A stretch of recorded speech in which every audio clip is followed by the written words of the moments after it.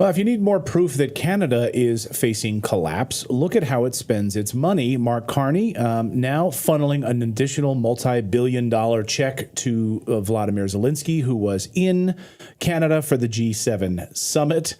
More billions for Zelensky and a fruitless war, when every military expert knows right now that Ukraine has lost this war. Why is Canada shoveling another $2 billion into this pointless war? It doesn't really make a lot of sense. And so how is this playing out in Canada right now? David Krayden is an independent journalist, and he is live for us today in Ottawa, Canada. Great to see you, David. And, we had President Trump there at the G7. He left early, said he had some bigger things to attend to right now with the Iran-Israeli war. But he did at that table make quite a few headlines there. Maybe you can walk us through what he said, how it's playing out in Canada, and what this means for your country. Well, the mystery for me, though, Clayton, is if he was so desperate to bail from the G7, which I would describe as a combination of high drama and high camp, because you can't take any of these people seriously. I personally find it hard to take Donald Trump seriously. He called out Emmanuel Macron for saying that I got important things to do. I'm going back to Washington to do them. He was so desperate to leave, but he did absolutely nothing since he's come back, or at least nothing that has been made public. But all of these people are playing roles. And Donald Trump, of course, was the high priest at the meeting, even though Mark Carney was hosting it. You knew right away who was in charge, because Mark Carney immediately just embraced Donald Trump in a sycophantic fashion that was almost nauseous. It was worse than his performance in Washington, almost getting on his knees and saying, "You are the most powerful, transcendent leader in the world today, and we can all learn so much from you." And at the same time, of course, I keep asking, why did Donald Trump want Mark Carney to win this election? Well, apparently Donald Trump wants a war as well in the Middle East, and Mark Carney's all for that war. Mark Carney's all for continuing the war in Ukraine. $2 billion in outright assistance, $2.3 billion in loan guarantees. This is kind of like loaning to the card shark, who you're probably not going to see next week because he's going to abscond with the funds. It's incredible how absolutely stupid Mark Carney thinks Canadians are, that he can continue to funnel billions of dollars into a war that's lost, completely lost for Ukraine. It's just a question of how badly they lose this, if there's a country remaining at the end of this conflict, and how far Zelensky is going to get out of Ukraine. Is he going to come to the United States for a haven, or is he going to go to some European country? But he's going to flee the country. But in addition to the $4.3 billion, Clayton and Natalie, Mark Carney has just promised $225 billion to rearm Europe. So he likes to talk about rebuilding the Canadian Armed Forces, which have become an international joke under Justin Trudeau. But he wants to rearm Europe. Why? Every time we rearm Europe, they get into a world war. This is what happened in 1914 and what happened in 1939. And if we keep rearming Europe, they're going to take us into the Third World War. And I hate to say it, but I think we are potentially already in it as to what's happening in the Middle East. And I have lost so much respect for Donald Trump over the last 48 hours. This was a guy who was going to be the peace president, but he is as much a globalist as anybody right now. And even though he's pretending, he's still his own man. And he has no time for Emmanuel Macron. And he really doesn't have a lot of time for these other European folks.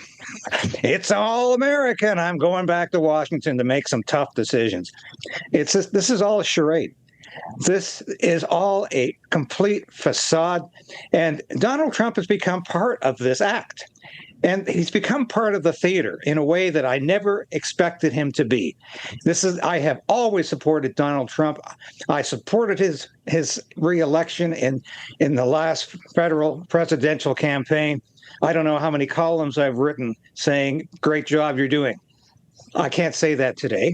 And I don't know when I can say that again, because he has, as far as I'm concerned, betrayed the MAGA base and he has betrayed the people who wanted him elected most to bring some kind of peace and order to the chaos in this world.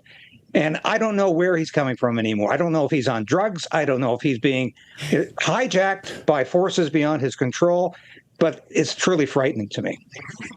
Now, when did Canada recover its economy and get so rich and start doing so well that it can arm Europe and Ukraine? When did that happen? Because I've been watching for it, and last I checked, your economic markers are in the toilet. So that must be nice to all of a sudden come into some cash. You have a rich uncle or something.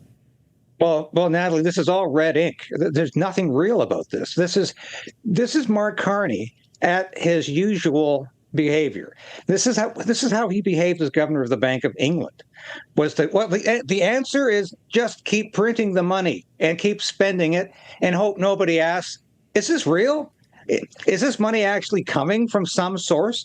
He hasn't even got a budget prepared and he has no intention of doing so till probably next spring. So what he's doing right now is he's borrowing money. He's printing money. He's putting money into the system the same way Joe Biden did with the Infrastructure Act and these other outrageous bills that poured tens of trillions of dollars into the U.S. economy. This is what Mark Carney's doing. He is basically saying, I am going to spend the money even though I'm not authorized to do so, even though I have no federal budget that explains where this money is coming from or where this money is going. It's completely outrageous. But once again, I've said from the beginning, Mark Carney intends to govern by decree. He intends to govern from the back room. So these clowns in the House of Commons, they just came back for a couple of weeks after being away for 5-6 months. They're all going home again on Friday afternoon. And my God, they can't get out of here fast enough. And 3 months now, they're going to be away for 3 months. Mark Carney will continue to spend money without House of Commons authorization, without the authorization of Parliament. He will continue to put Canada farther and farther in debt with a deficit this year that's going to be probably $1 trillion easily. It's already at that. And this is what we got in this country. And Natalie, you're quite right. Where is he going to find $225 billion to give to Europe? Well, I saw this meme yesterday about how Canadians, they just don't care. They love all of this liberal rhetoric, so much so to their own detriment. And it was a silly meme about how there are 40 million African Americans and 40 million Canadians. So for reparation, we should give each African American a Canadian as a slave. And Canadians would vote for it because they are so co-opted by self-hating liberal policies. It very much feels like that. I'm not doing the joke justice, but you know what I mean. I know exactly what you mean. This has become a nation of masochists who just love to be punished by big government. They love big taxes, and they are allowing this theater. I love how. I heard it the other day, shambolic exercise in democracy. That is exactly what's going on here, because none of these people are taking any of this very seriously, even though we are on the verge of a potential nuclear war. If this escalates and continues to escalate, we've got everybody saying, hey, let's talk about Ukraine again, and let's rearm Europe so Europe can be better prepared to attack Russia in the next 5 years. It's absolute insanity. I don't know who's taking this very seriously anymore, but I can tell you that the participants at the G7 weren't taking this very seriously. They know they're all role playing. The one thing Trump said at G7 that I said, yes, exactly. Thanks for saying it. Bring Russia into this maze, because it's ridiculous to continue to treat them like a pariah state. And that's probably the best thing Trump said. I hope he was serious about it. But once again, we just learned yesterday that Donald Trump says they're walking away from improving relations with Russia. And this is only a week after he said, I had the most wonderful conversation with President Putin on my birthday, and he wished me the best and happy birthday wishes. So Donald Trump is almost schizophrenic at this point. He's two different people. He's the president that wants to have better relations with Russia. He's the president that just says we're walking away from that process. He's the president that got elected on a peace program, and now he's the president that is having nothing more to do with finding a peaceful solution to Ukraine, and I think wants to attack Iran within the next 24 or 48 hours because his friends want him to, and that's all there is to it. I think it's going to destroy his presidency, but he doesn't seem to care. Because, well, I guess he's not going to run again in 3 years. But yeah. I think he figures he can ride this out.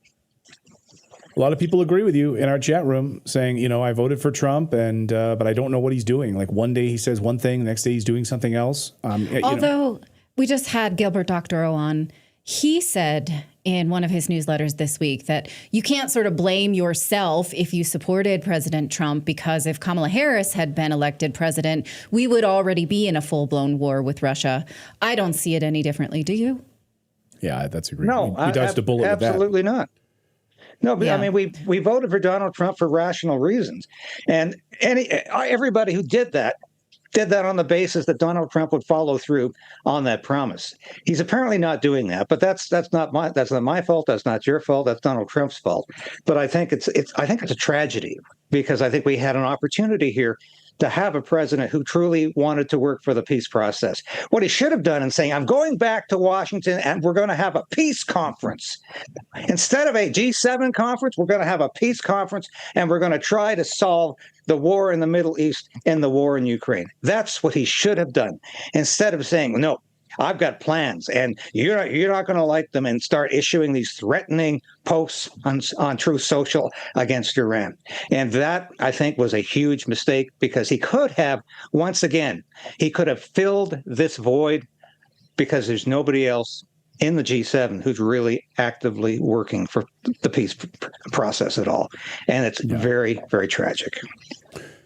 David Kraydon, always great to see you, my friend, from Ottawa, Canada, keeping it real up there and watching what happens with these globalists. All the globalists were in your backyard.